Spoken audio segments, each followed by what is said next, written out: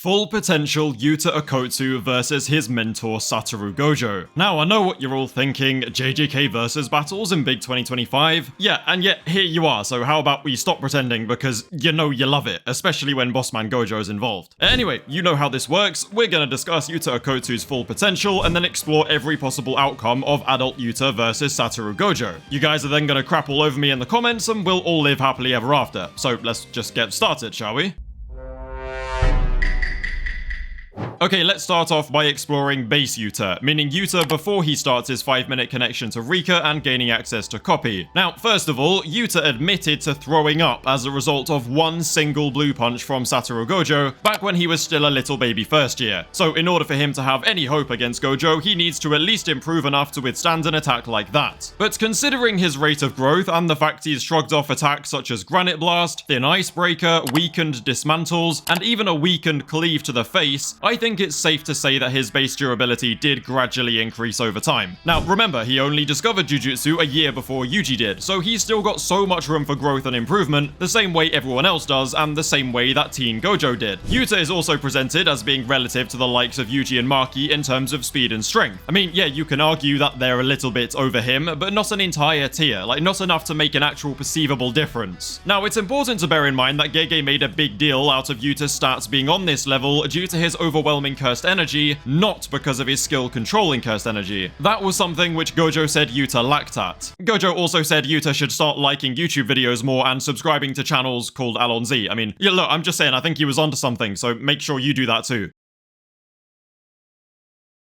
Anyway, I do think Yuta's swap training with Gojo was for the purpose of bringing his cursed energy control up to standard. But when you compare a month of training to literal decades, it's clear to see where most of the improvement will occur. Sukuna's skill with cursed energy slowly ingrained itself into Yuji, meaning he was able to train and then become stronger, faster, and more durable, all the way from the beginning of the story to the end. Now, this here is undeniable proof that improving your control of cursed energy can and will improve your efficiency and overall physical stats. So, with decades of training and time to practice what he's learned from swapping with Gojo, I do believe Yuta Okkotsu will become massively more skilled with cursed energy. Not just when it comes to boosting his physical stats, but actually when it comes to cursed energy efficiency too. Now, for those of you who just can't read, perfect cursed energy efficiency is when you are capable of using the absolute lowest amount of cursed energy possible for an attack without sacrificing any power, strength, or speed. That's why Yuta ran out of cursed energy and Sukuna never even came close. It's because Yuta had bad efficiency, but Sukuna's was almost as good as the damn 6 size. In conclusion, a full potential Yuta with decades of training will have mastered his control over cursed energy, meaning his techniques efficiency, his reverse curse technique efficiency, and his physical stats will all be massively greater than they were when he was just a kid. So if he was only throwing up from a blue punch from Gojo as a first year, then he will most definitely be capable of taking much bigger beating from him as a fully grown adult.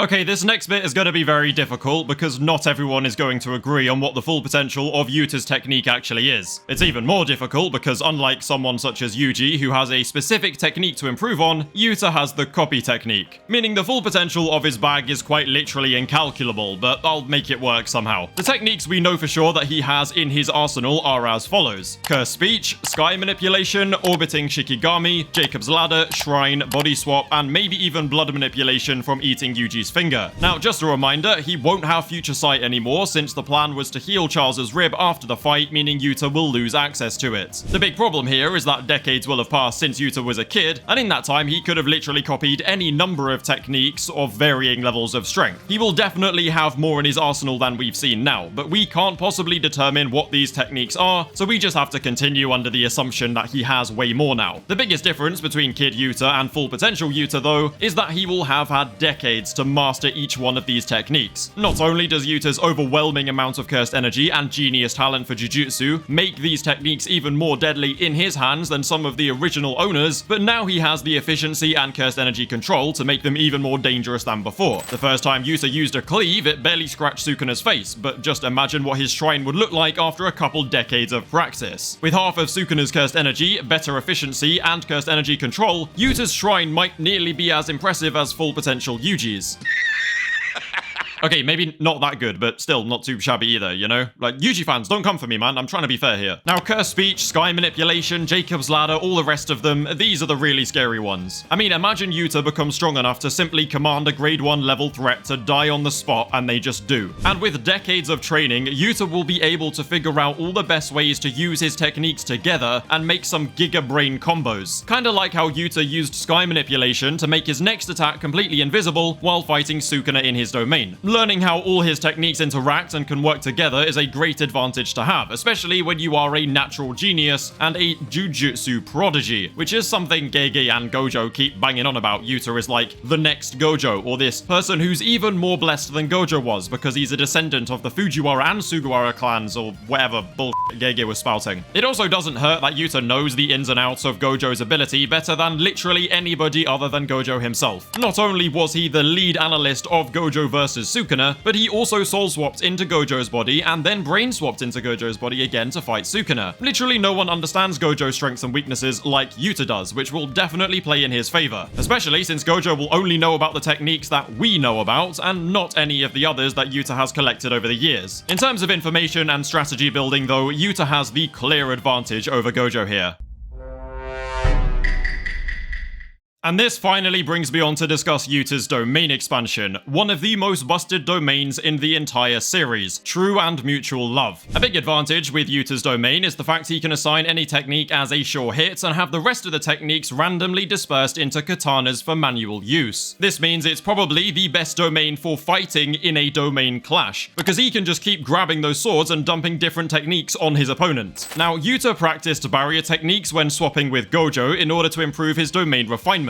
But he also witnessed Gojo's memories of how he altered his domain conditions against Sukuna. And that's not all, because with those memories, Yuta was able to actually replicate Gojo's basketball-sized Infinite Void on his very first and only attempt in Gojo's body. Training and fighting in Gojo's body should also mean that the potential for Yuta pushing his domain refinement to the same level as Gojo's, if not higher, is definitely there. With decades of practice, he should be able to replicate Gojo's ability to alter his barrier conditions and have domain refinement on Gojo's level at the bare minimum. This is pretty much guaranteed. So if you thought Yuta's domain was strong before, Full Potential Yuta's is on a whole different level, and that level is the Gojo level.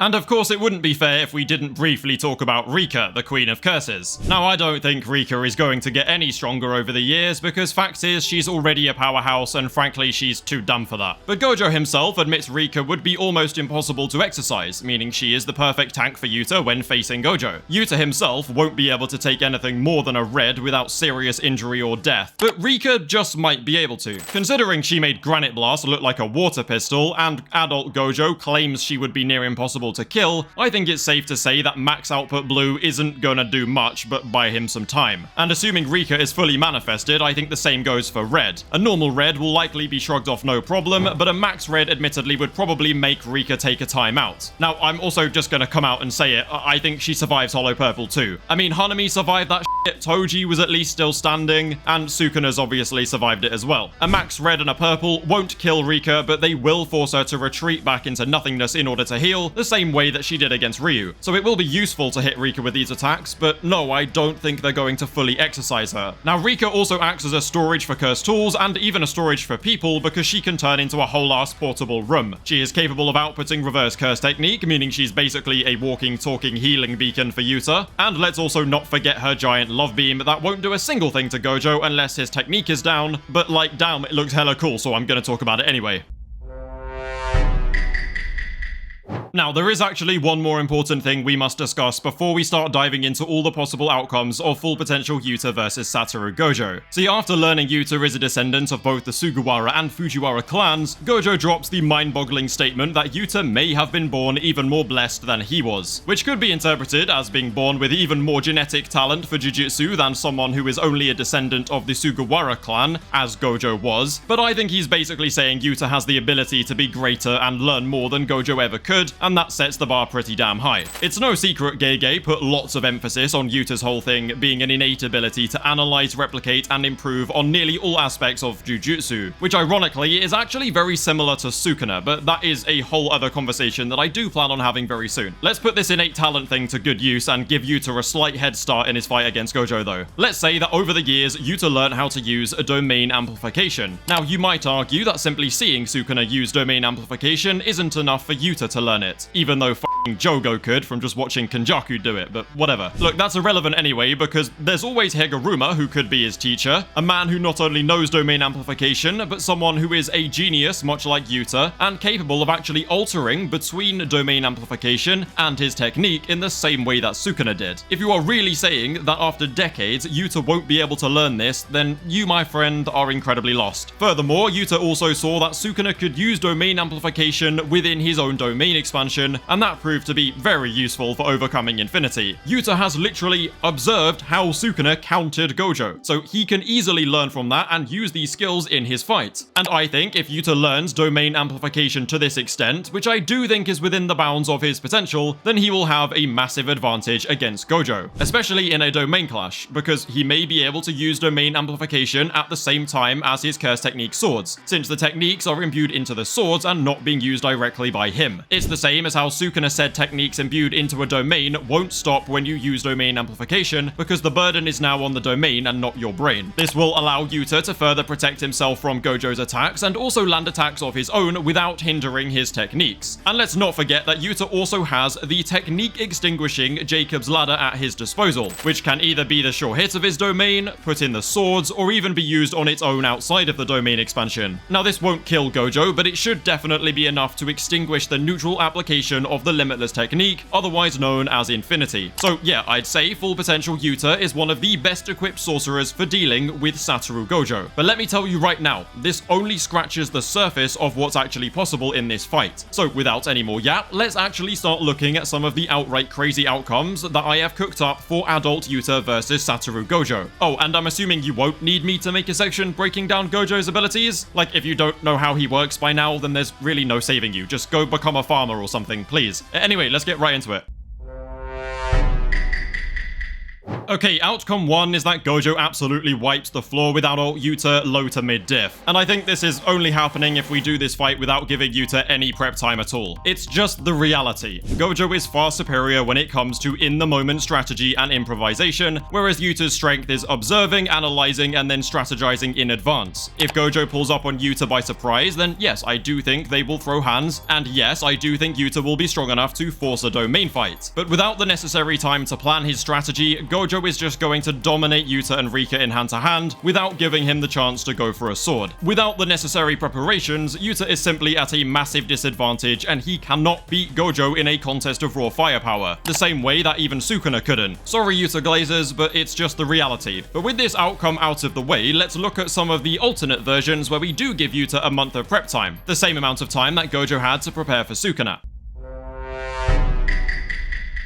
Okay, in this next scenario, Yuta will call upon his old friends and allies for help in taking down Satoru Gojo, and this is for the purpose of borrowing their techniques. Techniques that Yuta deems particularly useful when faced with someone like Gojo. Charles' Future Sight, Todo's Boogie Woogie, Yuji's Blood Manipulation, and Nobara's Resonance will all be offered up to Yuta in order to help him defeat Gojo. Boogie Woogie will work great with Rika, Blood Manipulation can help with boosting physical stats, Nobara's Resonance could be a very strong way of bypassing Infinity, and Future Sight, well, that's going to be pretty much useless unless Yuta can get Gojo's blood, so I'm not sure why I included it, but whatever. Now, I know what you're thinking, though, okay, right, this isn't exactly a strategy, he's just stealing everyone's techniques. Well, don't worry, because Yuta is going to put his observation and replication ability to good use by copying one more technique. A technique which has been used to defeat Satoru Gojo before, and that is Megumi's 10 Shadows technique. Adult Yuta can easily exercise Maharaga with something like Jacob's Ladder or a Shrine domain, but the real question is whether taming Mahoraga in one 5-minute period means he will stay tamed in the next 5-minute period. Well, I've decided that he will, because it's my video, so go cry about it. But anyway, with all of these overpowered techniques stored up, Yuta has way more anti-Gojo firepower and will prepare for a head-on fight. Now, remember, Yuta can use his domain outside of his 5-minute timer or inside of his 5-minute timer. The only difference being if he does it in his 5 minutes, he won't need swords to use a copy technique, but it also means he won't have a free cursed energy recovery after using it. Therefore, I think it makes more sense to wait until after the domain to use his 5 minutes. Now, Yuta will likely make Shrine the sure hit of the domain so that he can use Jacob's Ladder in the swords to force Gojo's Infinity to fail and then wail on him with loads of swords and attacks and Rika. And remember, he can select 2 swords at once for a nice little combo. Gojo is at such a massive disadvantage in the domain clash already, but what makes matters even worse for him is that eventually Yuta will find the sword containing the 10 Shadows technique and release Mahoraga into the domain. Gojo will then have to fight Yuta, Rika, and Mahoraga all at the same time while keeping his domain strong against Yuta's. And bear in mind, we've said Yuta can use domain amplification at the same time as all of this because the techniques are imbued into the domain and the swords and not him, which makes him well protected from Gojo's attacks and lets him land blows on Gojo. Rika can also act as a source of external healing for Yuta, just like Agito, but a much